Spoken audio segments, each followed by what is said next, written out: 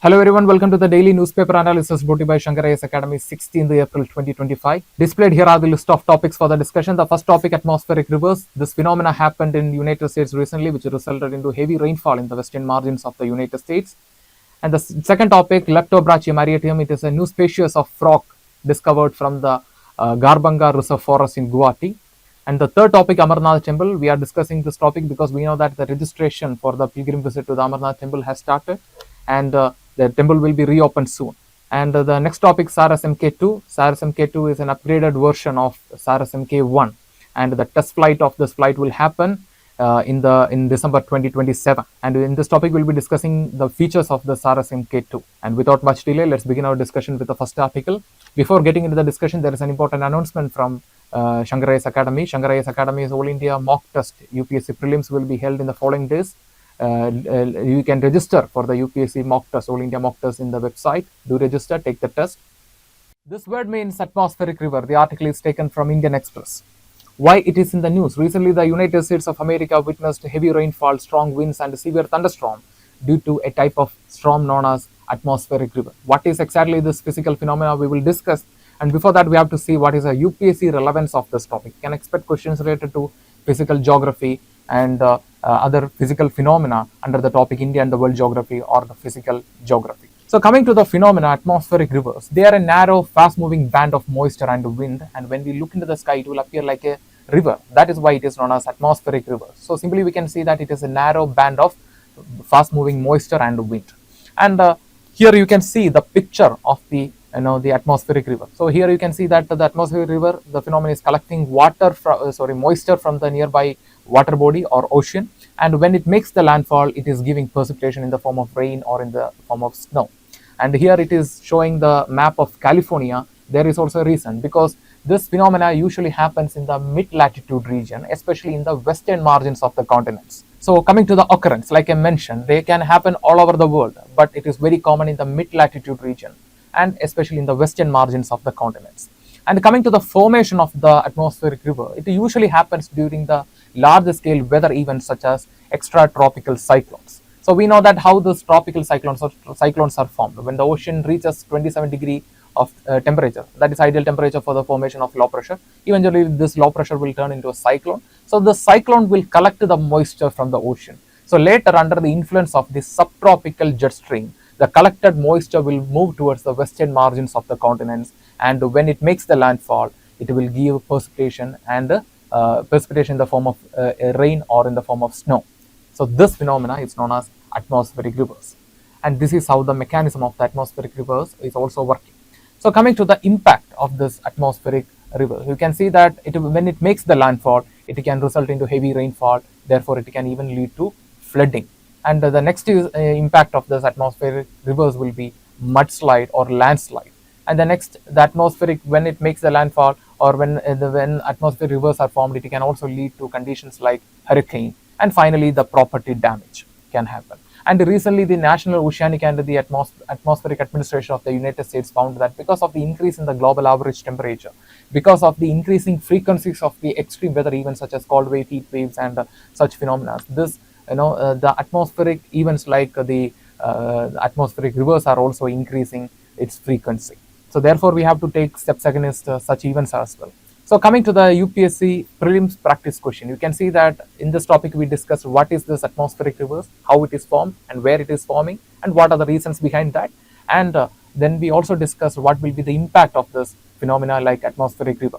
And coming to the prelims practice question, try to answer this prelims practice question. The question is, consider the following statements. Statement 1, atmospheric rivers are most likely to occur in the western margins of the continents. Yes. And statement 2, increase in the temperature can cause increase in the frequency of atmospheric rivers. Yes, increase in the temperature can lead to mega events like extratropical cyclones. When cyclones happens, it will collect the moisture. Later, under the influence of the subtropical jet streams, the atmospheric rivers will be formed, and then it will give precipitation in the form of rain or snow. Therefore, increase in the temperature can also increase the frequency of atmospheric rivers like events. Therefore, which of the above statements are the correct? Option A, 1 only, option B, 2 only, option C, both 1 and 2, and option D, neither 1 nor 2. The correct answer is option C, both 1 and 2. Yes. So with this, we will move to the next article. Studied over 21 years. New frog species Leptobrachium aryatium named after Assam College. The article is taken from the Hindu. Why it is in the news? A new frog species known as aryatium belongs to the genus Leptobrachium was found from the Garbanga Reserve Forest in Guwahati. And before getting into the discussion, we have to understand about the UPSC relevance of this topic. We can always expect questions related to wildlife sanctuaries, national parks, new species of plants and animals in the UPSC prelims under the topic general issues on the environmental ecology, biodiversity, and climate change. So now we will start with the first topic, Leptobrachium aryatium. So Leptobrachium, like I mentioned, it refers to the genus, aryatium refers to the species. So first we'll see the genus Leptobrachium. This group or this genus consists of 38 species of stocky frogs with broad heads, relatively short hind limbs, and distinctively colored eyes. So here you can see the picture of the Leptobrachium aryatium. So they have a broad head, distinctively colored eyes.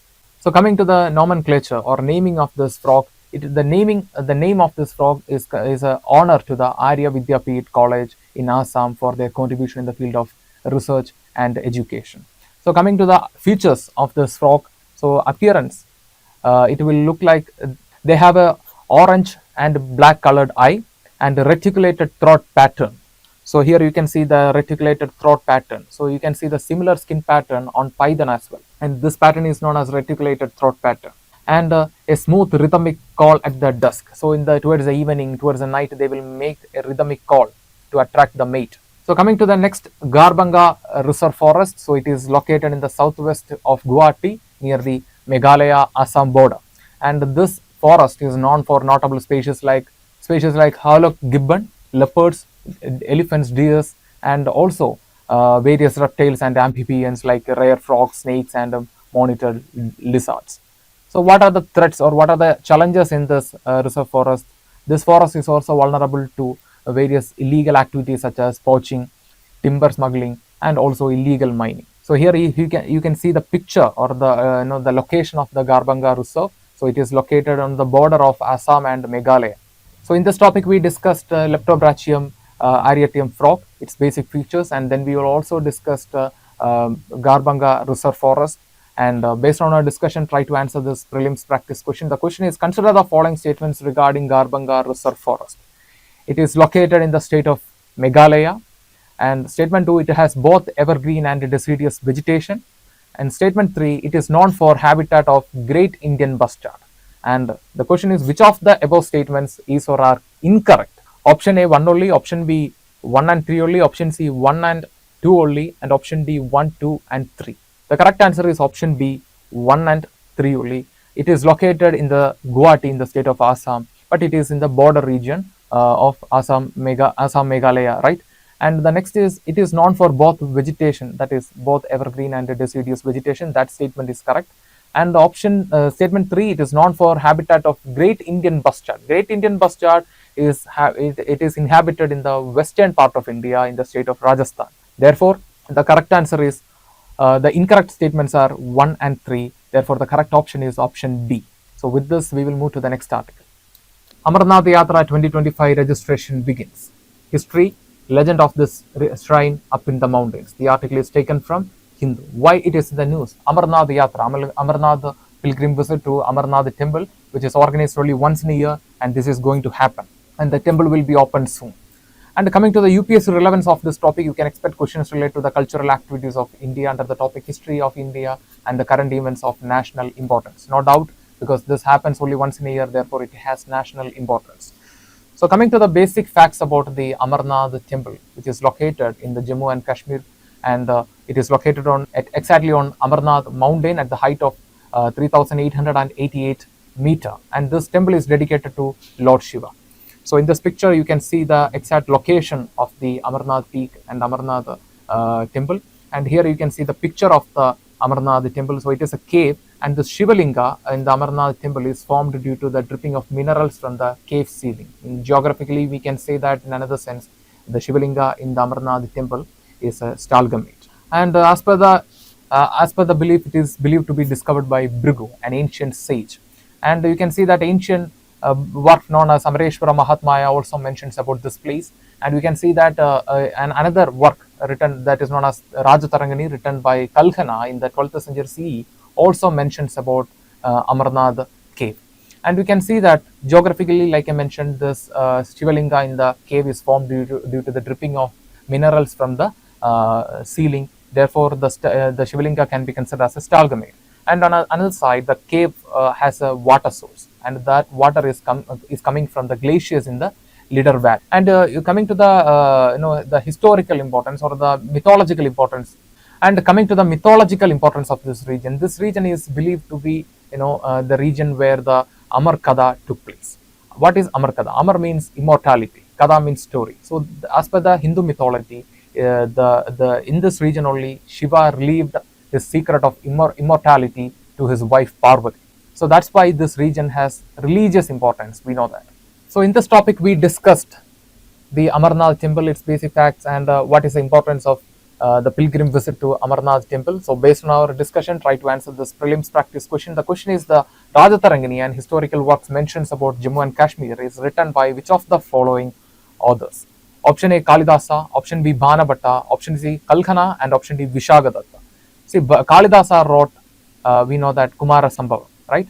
And Bhanabhatta is known for Harsha Charita, and Vishagadatta is known for Mudra Rakshasa. So the correct answer is option C, Kalkhana. Kalkhana wrote Rajatarangini. So Rajatarangini is considered as the most authentic historical work as per the historians, because it talks about the geography of the Kashmir, the people of Kashmir, the culture of the Kashmir, the dynasties of the Kashmir, and it was written in the 12th century CE. So with this, we will move to the next article. First test flight of Saras Mk2 plane expected in December 2027. Official. The article is taken from The Hindu. Why it is in the news? The Saras Mk2, an updated version of an India-designed civilian aircraft, is set to fly in December 2027. And coming to the UPSC relevance of this topic, you can expect questions related to new technologies under the topic General Science in the UPSC prelims. So coming to the Saras Mk2, it is a versatile civilian aircraft, and it is a first India's multi-purpose civilian aircraft. And it is an upgraded version of Saras Mk1. And through this program, we are aiming to enhance the regional air connectivity, especially connecting the Tier 2 and the Tier 3 towns in the country. And it is developed by the National Aerospace Laboratories working under the CSIR, that is Council of Scientific and Industrial Research, and it is under the Ministry of Science and Technology. And they also got manufacturing assistance from the Hindustan Aeronautical Limited. So coming to the features of this program, you can see that the objective of this program, this upgradation of Saras Mk1 to Mk2, is to reduce the dependence on import and increase the domestic civilian aircraft production. And you can see that this program is also aligning with the principles of initiatives like UDAN, that is Uddesh Ka Aam Nagarik, right? And this initiative was launched in 2015-16 to improve the regional air connectivity. And coming to the Saras Mk2, the maximum speed can be achieved by this flight is 500 km per hour, and the weight is around 7.5 tons. And coming to the endurance, how long it can fly? It can fly continuously for 6 hours with at an altitude of 29,000. So coming to the another feature, that is enhanced model. So it has a redesigned aerodynamics for better fuel efficiency and increase the flighting efficiency. And also it has optimized the engine placement to reduce the noise and improve the efficiency. And the next is versatile applications. Like I mentioned, it is India's first versatile multi-purpose civilian aircraft, and it is also capable of functioning as commuter aircraft, air ambulance, or for charter service in the remote areas. And it has indigenous components. For example, this avionics. For example, the systems like navigation and the communication is provided by Genesis, an Indian company. On the other side, the CSIR NAL, they provided the pressure controlling system inside the flight, and also the air conditioning system inside the flight. And the next feature of this program is twin prototype strategy. That means developing two aircraft simultaneously. So this will reduce the hurdles, like if there is an issue in the coming days, so that will not affect the project. For example, if there is any delay, that will not affect the project. So therefore, the scientists went for twin prototype strategy, that is manufacturing two aircraft simultaneously. And the next is digital and modular architecture. This will allow integration of future technologies like automation and AI enhancements in the flight for better efficiency. So these are the features of this Saras Mk2. And in this topic, we discussed the program that is upgradation of Saras MK2, MK1 to Saras MK2, and this test flight of this flight will happen in December 2027. And based on our discussion, try to answer this prelims practice question. And the question is, consider the following statements regarding UDAN initiative. So like I mentioned, the program that is upgradation of the Saras MK1 to MK2 is aligning with the principles and the objectives of UDAN initiative. So what are this? So first, the statement, the initiative was launched in 2016 under the Ministry of Civil Aviation. Statement 2, it is launched under the National Civil Aviation Policy. Statement 3, it is a centrally sponsored scheme. How many of the above statements is or are incorrect? So the correct answer is option A, only one. The third statement is incorrect. It is not a centrally sponsored scheme, it is a central sector scheme. And yes, UDAN initiative, it is launched in 2016 under the Ministry of Civil Aviation, and it is a part of National Civil Aviation Policy. So both statements are correct, but the third statement, it is not a centrally sponsored scheme, it is a central sector scheme, which means the full funding is provided by the central government. Therefore, the statement 3 is incorrect. Therefore, the correct answer is option A, 1. With this, we are coming to the conclusion for today's newspaper analysis. If you like the video, hit the like button, give your feedbacks as comments, and share this content with your friends. And before leaving this channel, don't forget to subscribe and also hit the bell icon to receive on-time update from Shankar IAS Academy. Thank you for listening to us. Thank you for listening to me. Have a nice day.